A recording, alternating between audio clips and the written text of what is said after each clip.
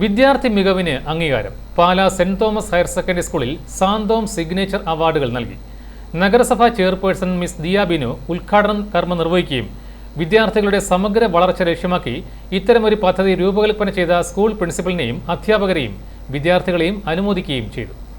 വിദ്യാർത്ഥികളുടെ അക്കാദമികേതരവുമായ വളർച്ചയെ ലക്ഷ്യമാക്കിക്കൊണ്ട് Saint Thomas higher secondary school 2025-26 അധ്യയന വർഷം നടപ്പിലാക്കിയ നൂതന ആശയമായ സാന്തോം സിഗ്നേച്ചർ പദ്ധതിയുടെ സിഗ്നേച്ചർ അവാർഡുകൾ നൽകപ്പെട്ടു. നഗരസഭാ ചെയർപേഴ്സൺ ദിയ ബിനു പുളിക്കക്കണ്ടം ഉദ്ഘാടനം നിർവഹിക്കുകയും വിദ്യാർത്ഥികളുടെ സമഗ്ര വളർച്ച ലക്ഷ്യമാക്കി ഇത്തരം പദ്ധതി രൂപകൽപ്പന ചെയ്ത സ്കൂൾ പ്രിൻസിപ്പലിനെയും അധ്യാപകരെയും വിദ്യാർത്ഥികളെയും അനുമോദിക്കുകയും ചെയ്തു.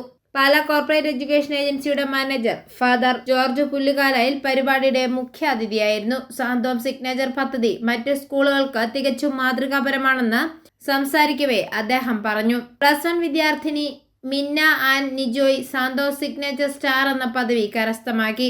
+2 വിദ്യാർത്ഥിനി അലോണ ബാബു സാന്തോം സിഗ്നേച്ചർ സ്കോളർ അവാർഡിന് അർഹയായി.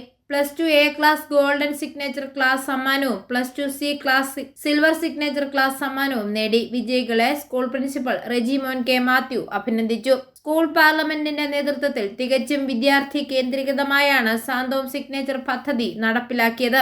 കുട്ടികളുടെ അച്ചടക്കം, പഠന പ്രവർത്തനങ്ങൾ, പാഠ്യേതര പ്രവർത്തനങ്ങൾ എന്നീ 3 മേഖലകളെ അടിസ്ഥാനമാക്കിയായിരുന്നു പദ്ധതിയുടെ പ്രവർത്തനം. ക്ലാസ് മുറികളുടെ വൃത്തി, ചിട്ടയായ യൂണിഫോം ധാരണം, സ്കൂളിലെ പൊതുപ്രവർത്തനങ്ങളിലെ പങ്കാളിത്തം, സ്കൂൾ ലൈബ്രറിയുടെ ഉപയോഗം തുടങ്ങിയവ കുട്ടികളിൽ കൂടുതലായി വളർത്തിയെടുക്കുവാൻ ഈ പദ്ധതിയിലൂടെ സാധിച്ചു. i4A news, Pala.